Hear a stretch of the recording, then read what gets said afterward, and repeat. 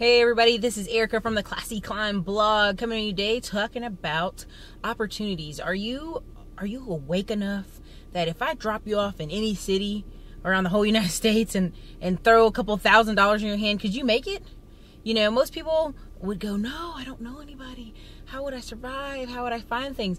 Most millionaires and billionaires, if you ever interview them on Forbes or anything like that, that's the first thing they say. They go, you drop me off in any city, I'll be fine. 72 hours, 150 hours, whatever, I'll start over fresh and new.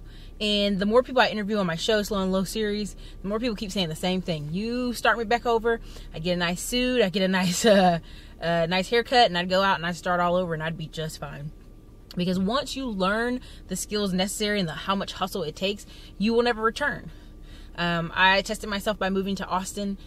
Very little capital, just a car and some clothes in the car.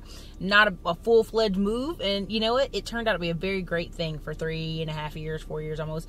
And even if I had to do that again, if I had to be dropped off in Denver or Nashville, Tennessee, or Tampa, Florida, somewhere, if I had my car and the basics, you could start Uber, Lyft, Instacart, Rover.com. You could start a bunch of stuff that very day.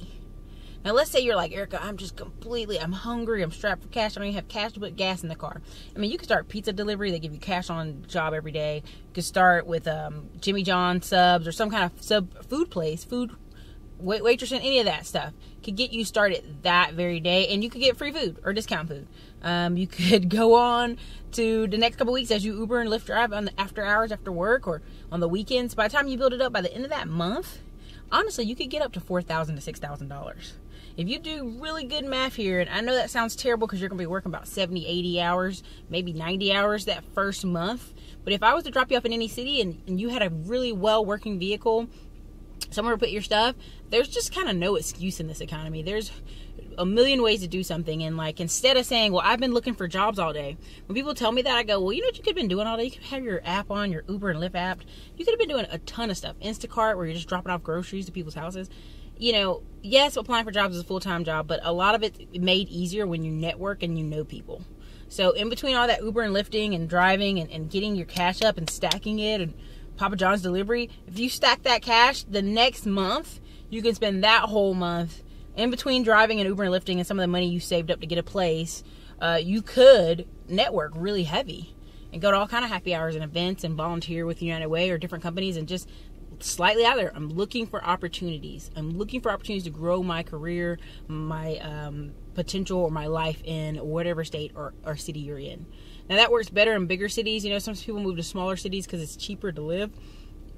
It's a toss-up. You have to decide. But most people, you drop them off anywhere with a car. And I always put that preface in there, with a car. It's pretty easy to get started. Now, some people say, well, Erica, there's a ton of people with no cars, or don't have a license, or they're coming from Ohio, New York, Chicago, and they don't have a vehicle.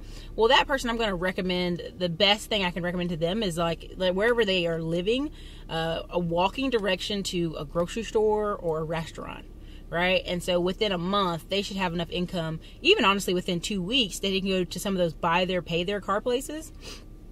And a good one, not a cheap, shitty, crappy one, but a good one where they have newer cars, which that's starting to become a trend. And all you need is to show that you have a job, 2 pay stubs, because you'll be working 2 jobs, 2 pay stubs, and $500, and you can drive off with a car that day.